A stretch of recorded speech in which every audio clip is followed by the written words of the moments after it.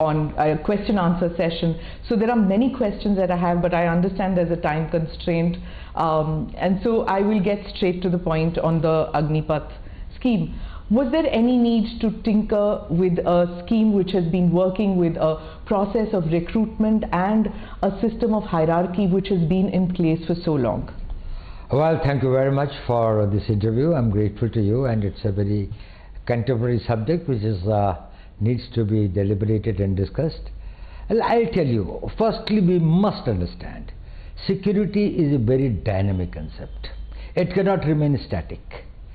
Security is only in relation to the environment in which we have to protect our national interests and in which we have to protect all our national assets. In this context, if we see, the whole world is undergoing a great change. The wars are changing their complexion. Increasingly, we are going towards a contactless war. We are also going towards a war against the invisible enemy. Technology is taking over at a very rapid speed. So what was good for yesterday is not necessarily good for tomorrow. जो हम कल कर रहे थे वही भविष्य में भी करते रहें तो हम सुरक्षित रहेंगे, ये संभव नहीं है। यदि हमें कल की तैयारी करनी है तो हमें परिवर्तित होना पड़ेगा। आवश्यक इसलिए था कि ये सारी का सारा जो इन्वायरमेंट है भारत के चारों तरफ सारे संसार के अंदर में वो बदल रहा है। दूसरा, इसको एक परिप्रेक्ष्य में देखने की जरूरत है। There is a need to look at it in a perspective. ये अग्निपथ अपने में कोई योजना नहीं है, यह अग्निपथ अपने में कोई स्टैंड अलोन साइलो नहीं है। प्रधानमंत्री नरेंद्र मोदी जी जब सत्ता में आए 2014 में, तो उनकी सबसे बड़ी प्राथमिकता, one of his prime priority was how to make India secure and strong, and that required many avenues, that required many steps, multitude of them. Broadly speaking, they come under the four heads. It requires equipment, it requires change in systems and structures, it requires change in technology, it requires change in manpower, policies, and they have got to be futuristic. कल और भविष्य की तरफ देखते हुए हमारे को इन चारों क्षेत्रों में अपनी प्रगति करनी है। आपने देखा होगा, अगर आप पिछले 8 सालों के अंदर में देखें तो स्ट्रक्चरल एंड सिस्टमेटिक चेंजेस बहुत सारे हुए हैं। मान लिया जाए कि सीडीएस का वो था, पिछले 22-25 साल से पड़ा हुआ था, ये डिमांड थी, ग्रुप ऑफ मिनिस्टर्स की रिकमेंडेशन थी, लेकिन राजनीतिक इच्छा शक्ति न होने के कारण ये इम्प्लीमेंट नहीं हुई। हमारे यहाँ साइबर थ्रेट्स पैदा होने शुरू हो गए थे। डिफेंस साइबर एजेंसी का निर्माण एक स्ट्रक्चरल एंड सिस्टमिक चेंज था। डिफेंस स्पेस एजेंसी का आज से 5 साल 10 साल पुराने सैनिक इसकी कल्पना भी नहीं कर सकते थे कि आज हमारी डिफेंस एजेंसी की अपनी स्पेस की एक इंडिपेंडेंट एजेंसी है, एक इंडिपेंडेंट वो है। इसी प्रकार से बहुत सारे जो सिस्टम्स एंड स्ट्रक्चर्स भी चेंज किए गए। दूसरा जो क्षेत्र था जो है इक्विपमेंट का। आज आपने देखा होगा सरकार ने अपनी सेना के लिए कितने नए तरह के वेपन्स, हमारे पास में जो असॉल्ट राइफल थी जिस पर हम डिपेंड कर रहे थे 7.62, वो शायद इतनी कारगर नहीं थी। अब उसको रिप्लेस किया जा रहा है भारत में बनी हुई AK-203 के साथ में। ये एक बहुत ही कामगर और दुनिया की one of the best assault rifles होगी। इसी प्रकार से अगर हम देखें, चाहे वो पनडुब्बियों के क्षेत्र में है, चाहे वो personal equipment of the soldier है, चाहे वो एयरक्राफ्ट्स हैं, हमने लाइट कॉम्बैट एयरक्राफ्ट का और अभी 5th जनरेशन एयरक्राफ्ट एमका का हम निर्माण कर रहे हैं। तो इक्विपमेंट के क्षेत्र में एक बहुत प्रगति की जा रही है। और एक है टेक्नोलॉजी का फील्ड, जो सबसे ज़्यादा कॉम्पिटिटिव फील्ड है। इसमें पैसा भी बहुत लगता है और बहुत कुशल वैज्ञानिकों की आवश्यकता होती है। We need the top scientist who are globally competitive and others. देखिए, इस सरकार के टाइम के ऊपर में अंतरिक्ष के अंदर में जो बड़े नए संकट आए, सारे का सारा वारफेयर जो है वो सैटेलाइट कंट्रोल होगा। आपका जो हवाई जहाज चलेगा या आपके जो रडार्स काम करेंगे वो सब satellite communication and satellite control होंगे। पर सर ये अग्निवीर जो है उनकी ट्रेनिंग सिर्फ 1 या 3 महीने की होगी। मतलब आर्मी चीफ ने कहा है दैट बाय दिसंबर रिक्रूटमेंट हो जाएगी और मार्च तक डिप्लॉयमेंट हो जाएगी। ये कहाँ से आप उनको ट्रेनिंग दे सकते हैं रेडार या सबमरीन के लिए? How to run it, how will you train them इतनी जल्दी? मैं आपको इस पॉइंट पर आता हूँ, ये बहुत अच्छा पॉइंट है, मैं आपको अभी बताता हूँ, but I just tell you before that let me tell you that is in the field of technology we have done a great this thing. We have got light combat aircraft, we have got AMCA, we have got submarines that we have made, we have been the nuclear submarines that we have launched, and we also became a space power. We have hit at the satellites. And the fourth pedestal of it is the Manpower Organization.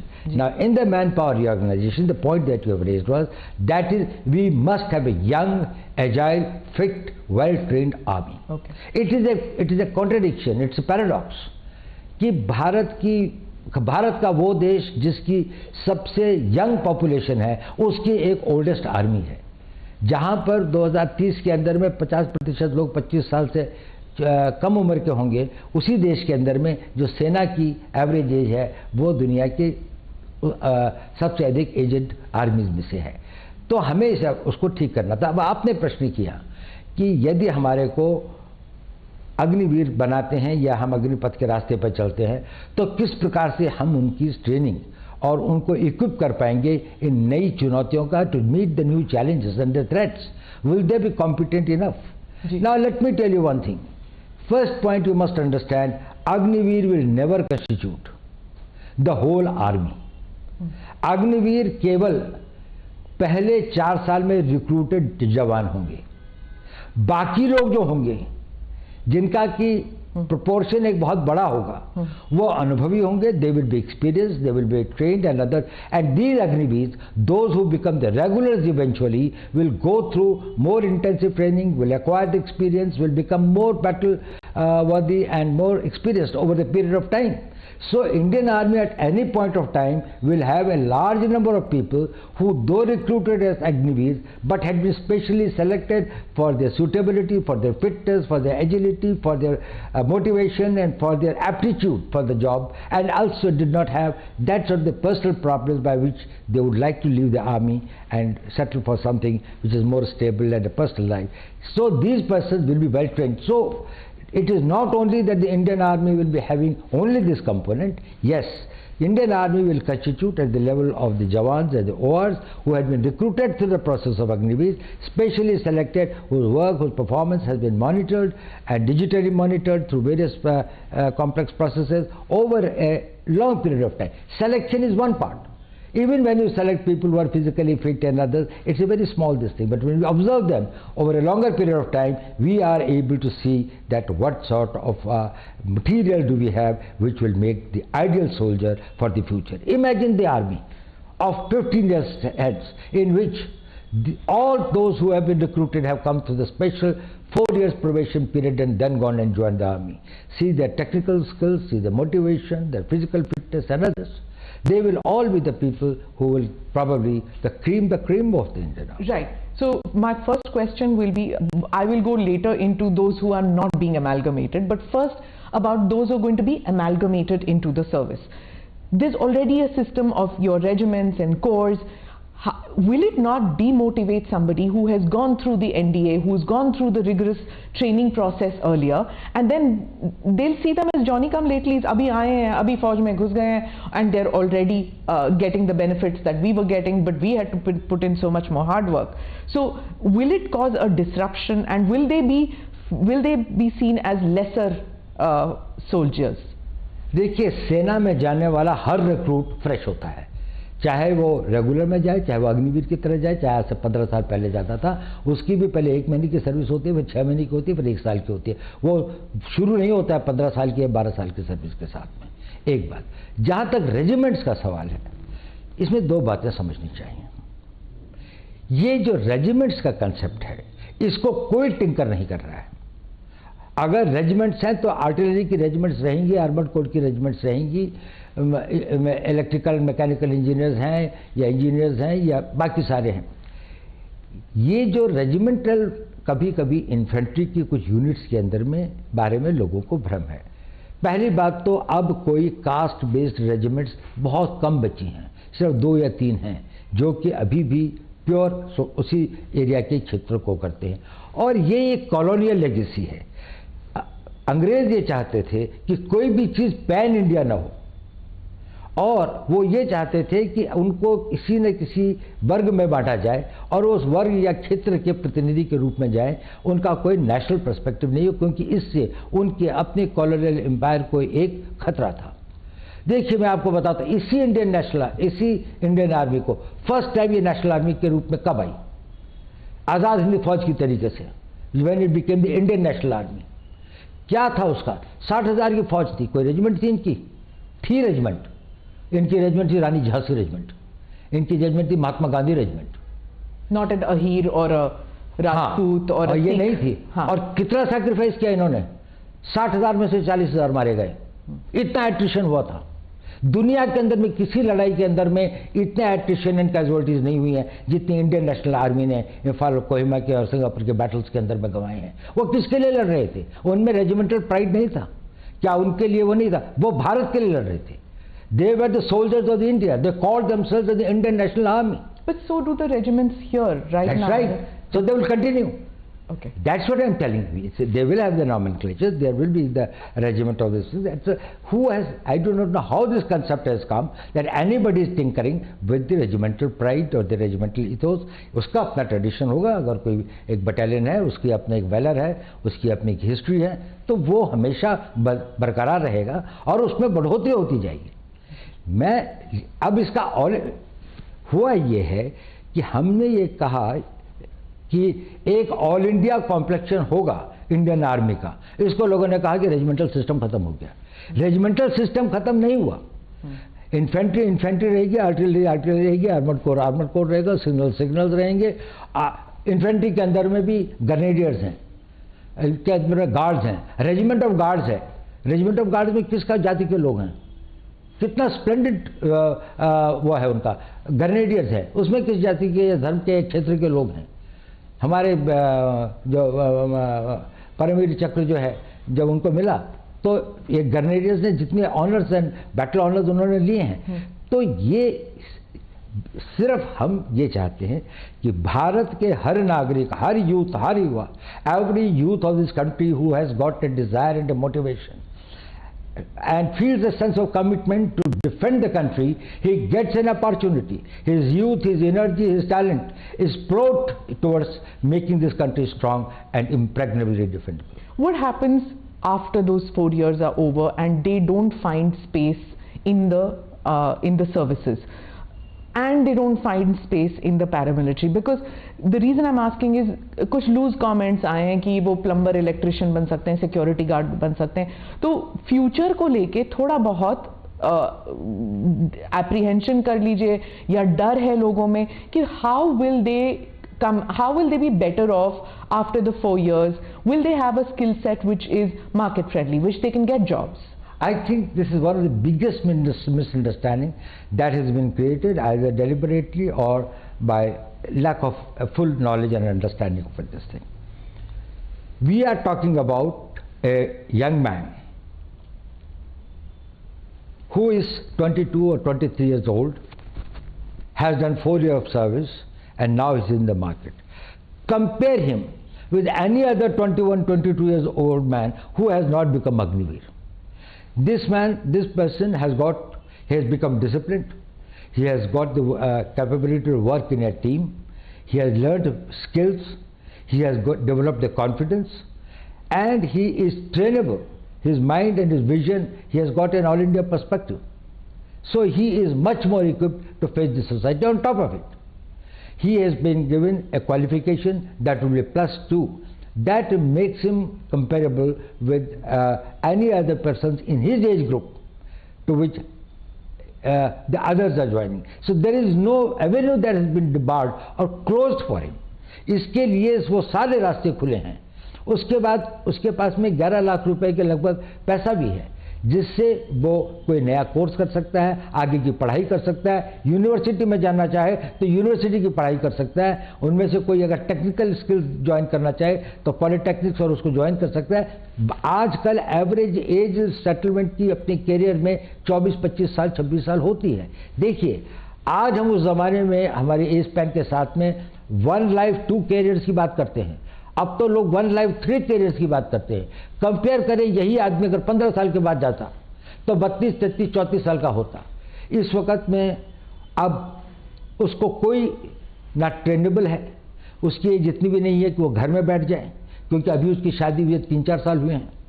अभी उसके पास कोई छोटा बच्चा है जिसको पढ़ाना भी है, कोई लड़की होगी तो वही 15-20 साल के बाद शादी के लायक होगी। उसके पास में जिम्मेदारियां ही जिम्मेदारियां हैं। पहले का ज़माना फ़र्क था। ये जो सोल्जर था वो गांव से आता था और गांव वापस चला जाता था। गांव में रहने के लिए उसके पास थोड़ी ज़मीन होती थी और पेंशन पे गुजारा हो जाता था। आज पेंशन पर उसका गुजारा नहीं हो सकता, तो उसको सेकंड कैरियर की आवश्यकता होती है। 34 साल के बाद में इसका 40 साल का जीवन अभी और बचा हुआ है। इस 40 साल के जीवन में ना उसको हम नई ट्रेनिंग दे सकते हैं, ना उसको कहीं पर अगर अब्जॉर्ब करें तो वो एक नए कैरियर की नई शुरुआत, नई जोश के साथ में उसको आगे बढ़ा सकता है। तो इसलिए इसको ये रखा गया है कि अगर वो 4 साल के बाद में आते हैं तो उनकी ट्रेनिंग, उनका डिसिप्लिन, उनका बैकग्राउंड, उनका आर्मी का कैरियर उनको समाज में एक ऊंचा स्तर देता है।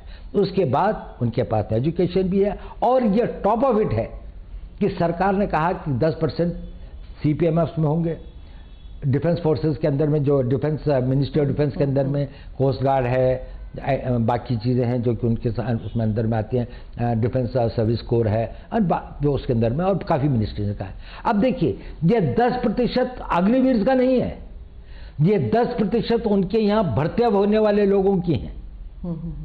तो अगर फर्ज कर लीजिए कि CPMF की भर्ती 40,000 या 50,000 की है तो उसमें 5,000 जाएंगे।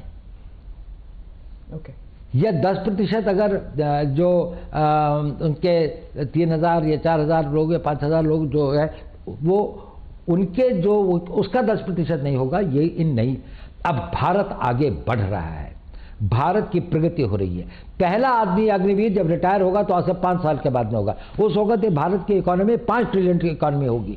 प्राइवेट सेक्टर एक नई गति और नई दिशा के साथ में आगे बढ़ेगा। डिफेंस इंडस्ट्रीज जिस तरह से बढ़ रही हैं, बहुत सारे ऐसे काम होंगे। डिफेंस पब्लिक सेक्टर अंडरटेकिंग्स के अंदर में जिस प्रकार से विस्तार हो रहा है, कंट्री के अंदर में मैन्युफैक्चरिंग बढ़ रहा है। उनको लोगों को ये लोग चाहिए जो डिसिप्लिन्ड हों, ट्रेनेबल हों, और जिनके पास में उम्र हो। इनका सबसे बड़ा एसेट है इनकी उम्र, कि ये अभी भी यंग है। इस उम्र में कई लोग अभी भी अगर जाए पॉलिटेक्निक के अंदर में लोग भर्ती होने के लिए जाते हैं तो उनमें से कई लोग 22, 21, 23 साल के होते हैं, 2 साल 3 साल का कोर्स करते हैं। उसके बाद वो अपने लिए एक मैन्युफैक्चरिंग जाए, कोई कंप्यूटर का कोर्स करते हैं, 2 साल का कंप्यूटर का कोर्स करें। इंफॉर्मेशन टेक्नोलॉजी के फील्ड में इतने वो हैं, तो इनके लिए स्थान ज़्यादा होंगे। इनका भविष्य टोटली सुरक्षित है और इनको किसी प्रकार की चिंता करने की बात नहीं है, क्योंकि इनके पास में 22 साल की उम्र है, इनके पास में 4 साल देश की सेवा करने का एक सर्टिफिकेट है, इनके पास में एजुकेशनल क्वालिफिकेशन की एक वो है, और उसके अलावा इनके पास में एक ऐसी धनराशि भी है जिससे इसको इन्वेस्ट कर सकते हैं। और अभी इनकी इनकम्बेंसीज नहीं है, अभी इनके परिवार नहीं है। जो ट्रेनिंग के लिए चाहे तो कोई मद्रास जाना चाहता है, कोई कश्मीर जाना चाहता है, कहीं भी जा सकता है, वो मोबाइल है। जब वो 34 साल की उम्र में आप उसको भेजते हैं, उसके साथ सबसे बड़ा अन्याय है, क्योंकि ना तो वो घर बैठ सकता है, ना लोग ऐसी जगह पे जा सकता, अपने क्षेत्र से बाहर भी नहीं जा सकता। I get that about कि जब वो बाहर निकलते हैं। Now the thing is that आप खुद गांव से हैं sir, you are a son of an army person. You have worn the military uniform, the police uniform. You've been awarded the Kirti Chakra, military honor for a policeman. You understand that when you go back to the village, the respect that a uniform gets. Now many in the villages are saying कि ये 4 साल के छोकरे बाहर निकल के आएंगे, they will not be given the same respect. That वर्दी will not have the same honor, the respect that it had, because it doesn't carry with it the weight of national service over decades. मेरे ख्याल से ये भी बिल्कुल पूरा भ्रम है। गांव के अंदर में अभी भी इनकी उतनी प्रतिष्ठा और इज्जत और सम्मान होगा, गांव में नहीं गांव के बाहर भी। ये देश की एक बड़ी भारी निधि होंगी।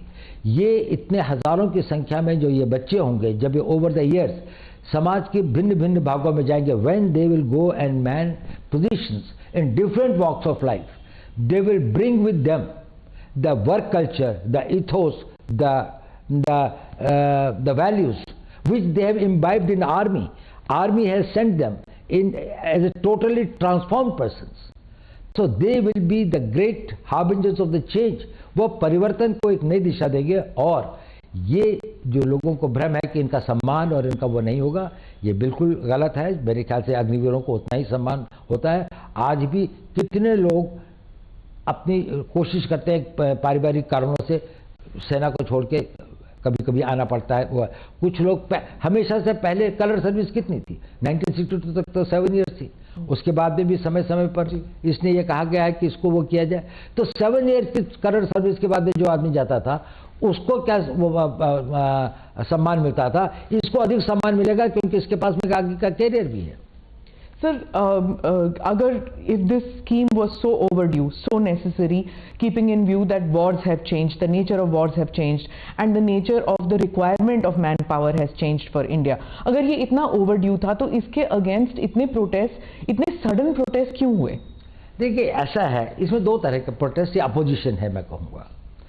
एक तो ये है जो कंसर्न है, वो देशभक्त भी हैं, उन्होंने देश की सेवा भी की है और अपने जीवन का बड़ा भाग जो है देश के लिए अपनी जानों की बाजी भी लगाई है। उनको फियर ऑफ अननोन है और जब भी कोई परिवर्तन आता है, any time that a change comes, उसके साथ में जुड़ी हुई anxieties and fears are always there.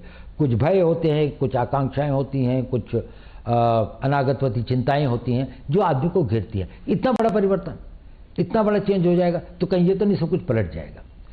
तो ये हम इसको समझ सकते हैं। इसके लिए आपने देखा होगा, यदि आपने 15 तारीख जून के बाद में जैसे जैसे इन लोगों को अधिक सूचना और पूरी बात का पता चल रहा है और भी बातों का समय के साथ पता लगेगा, वैसे वैसे ये लोग इसको समझ रहे हैं कि ये तो हमारी बड़ी पुरानी आवश्यकता थी, इसमें हमारे वेटरन्स भी शामिल हैं और ये एक अच्छी चीज़ है। उनके कंसर्न हैं कि इनका क्या होगा। अब उनको पता लग रहा है कि इनके लिए भी एक भविष्य निश्चित करने की योजना है। उनको ये लग रहा है कि आर्मी के अंदर में जो एक्सपीरियंस लोग रहेंगे कि नहीं, अब उनको भी पता लग रहा है कि नहीं, आर्मी तो एक्सपीरियंस लोगों की, आर्मी डिमोबिलाइज हो रही है, ये लोग तो रहेंगे ही। और इसके बाद में जो आएंगे वो अग्निवीर के स्ट्रीम से आएंगे, वो एक दूसरे स्ट्रीम से आ रहे हैं, पर यही फिर आगे इनके 5 साल 6 साल 15 साल ये और सर्विस करेंगे। तो उनकी वो जो भय और आकांक्षाएं हैं उनमें धीरे धीरे कमी आ रही है। एक दूसरे वर्ग है, उसका ना राष्ट्र से कोई मतलब है, ना राष्ट्र की सुरक्षा से कोई मतलब है, ना वो राष्ट्र के प्रति इतने समर्पित हैं। उनके they are conflict entrepreneurs. What they want is that they want a conflict in the society. They would like to create anything which is close to the anarchy. Now these are the persons who will go for stone throwing, demonstrations, burning the trains and others, not what is the cause. But wherever there is an opportunity, they think that they can emotionalize or mislead the people, or they can have this thing. जो अग्निवीर बनने वाला होगा वो ना किसी प्रलोभन में आता है, ना वो किसी से बहकाया जा सकता है, ना वो किसी के द्वारा दुष्प्रचार के लिए प्रेरित किया जा सकता है। ये जितने लोग हैं, मुझे नहीं लगता कि ये वो लोग हैं जो कि सेना के लिए और सेना में जाने के लिए बहुत इच्छुक है या जिनके पास में एक साइकिक मेंटल सेट है। वो अपने घर में बैठ कर तैयारी कर रहे होंगे। Didn't the security establishment anticipate कि ऐसे conflict entrepreneurs जो आप कह रहे हैं that they will make use of this scheme to mislead people and to cause street unrest? Well, something was anticipated as well also, because we thought that, well, these people who have got a vested interest. So you think that in your opinion street protests are justified to a certain extent in a democracy? Do you agree with that? Well, I think that the protests or the raising a voice, expressing your resistance is justified and is permitted in a democracy. But this vandalism, but this violence, it is not permitted and will not be tolerated at all. So our security forces, I mean the state police, I mean out here, they were just not equipped to handle it. We saw for hours together coaches burning, hours together. The coaches were burning. There was no firefighting equipment in the railway stations. Railway police हम सिर्फ देखते हैं marching, but वहाँ पे कोई railway police नहीं थी. 4-5 घंटे trains were burning. We've seen protests with regard to, the earlier protests also. 1 week they've been going on with regard to prophet remarks or with regard to anything. Policemen crying, sir, forces bhej dijiye. The impression one gets is that these reforms which you are bringing about in the forge, it's probably more needed for civilians, for the police. Well, I think reforms are required at various fronts. There's no doubt about it. I totally agree. Reforms are required in police, but it's such a huge country of 140 crore लोगों का देश है. इसके अंदर में कहीं कहीं जब कोई घटनाएं होती हैं, उसमें कहीं पर पुलिस की गलती होती है, कहीं पर सर्कमस्टेंसेस ऐसे होते हैं, कहीं पर सूचना का अभाव होता है. These are the things that it happens. They should be investigated, they should be corrected, lessons should be learned to see that they are prevented. There is no justification in case the violence takes place. So, आप conflict entrepreneurs की बात कर रहे थे. As far, I understand that you cannot divulge much about it, but आपने coaching centers की बात की. Is there also a political element that was funding maybe, or that was pushing these young men onto the streets to pick up stones? Well, in many cases the FIRs have been lodged. Wherever there have been incidents of violence, people have been identified. There have been TV cameras and others. Probably it's only after the due investigation that we can say that which were the forces behind it and who did it and why did they do it. And I would not like to preempt something or presume something, but I think the investigations must be done very thoroughly. So, because there are some politicians who are saying, and this is across the country, many politicians feel कि ये जब अग्निवीर बाहर आएंगे, they could be mercenaries for hire. It could pose a risk, law and order situation in their states also. So, is that fear valid, or would you just dismiss it? It is totally invalid. I have been in the business of security for last 55 years.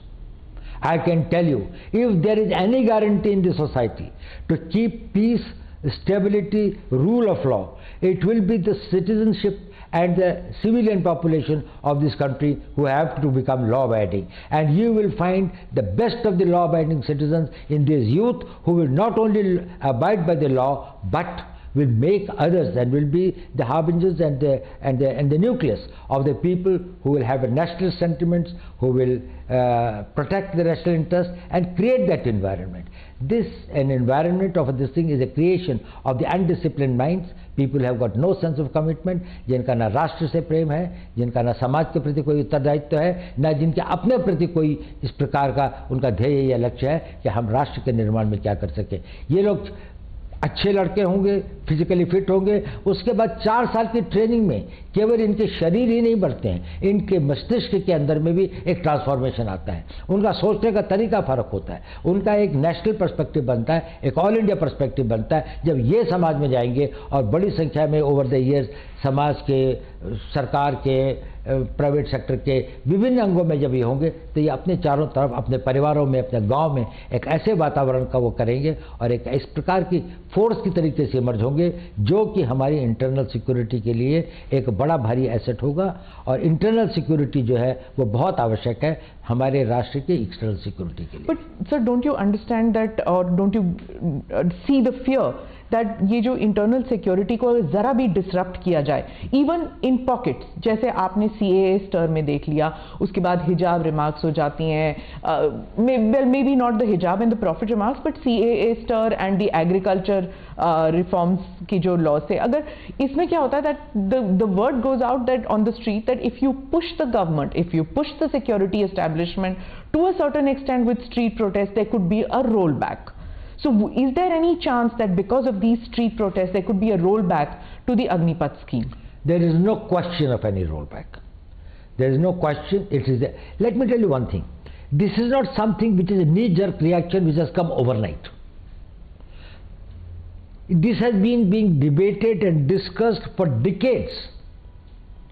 In 70s, we had General Krishna Rao Committee, of which General Sundarji, General Chibbar, they were the members.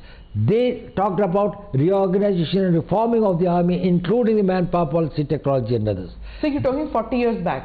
No, not only that. It is not only 40 years back. Then there was this thing of the Arun Singh Committee report in 1989. Then there was a group of ministers. This thing. Arun Singh Committee would be 30 years then. So what you're telling is systematically there have been. No. Every time it was being felt, there was this thing of the Subramanian Committee report, the Kargil Committee report. So again, that is 30 years. Again, then there was a group of ministers report. Okay. And then all these consistently had a refrain: go for a young army. So And the army's demand. across different political parties which have been in power. But there was a problem. While everybody realized that it was necessary, nobody had the will and the ability to take the risks. I'll tell you an example. Ministry of Defense in 2006 wrote a letter to the Ministry of Defense wrote a letter to the Ministry of Home Affairs that we are thinking of implementing this thing. Will the CPMFs be able to take some people on this thing, the reserve for that? Home Ministry gave a reply to the Defense Minister's letter that we are forming a committee under the Director General BSF to examine the matter. That committee's report has never seen by anyone. That letter of the Defense Minister was never sent back. Defense Minister never sent any reminder. It is that. So when was this? It was in 2007. Okay. The letter was sent in 2006, and 2007 the committee was formed. So this is bureaucracy going round and round. No, it's not a bureaucracy. It was a political will. That is, it is such a big problem. It's such a huge mass. Who will dare getting into it and bringing about the change? It can happen only with a leader like Prime Minister Modi, who will say that if this is in the national interest, if this will make India strong and secure, then no risk is big enough, then no cost is high enough. Even if it is a political cost, I will pay it, because he visualizes what happens to the Indian army 15 years from now. Security is not only thinking about your generation, also about the future generations. You will have an army which has been recruited and selected, and they have got manned by the people who have got the highest degree of fitness, agility, training, capabilities and others. They would be manning it. And then there will be a civil society in which you will have thousands of people who are there to bring about the change. They will be the catalysts of change. So Prime Minister Modi just yesterday has said that any kind of reforms that come, they disturb the status quo, who have benefited from status quo. Is it that this Prime Minister has the forge and the bureaucracy with him, that earlier Prime Ministers didn't have it, and that is why the MOD, the MHA, the defense, the uniformed soldier, they are not on the same page? Is it that the earlier Prime Ministers didn't have it and this Prime Minister has it? Well, yes, this Prime Minister, firstly, he has got a clarity of vision, and he has got the ability to take decisions. He is very right in telling that all status quoists will have some doubts, will have some genuine fears. It requires a certain clarity. There's a lot of clutter and confusion, and to take it out, you need a very clear-headed leadership.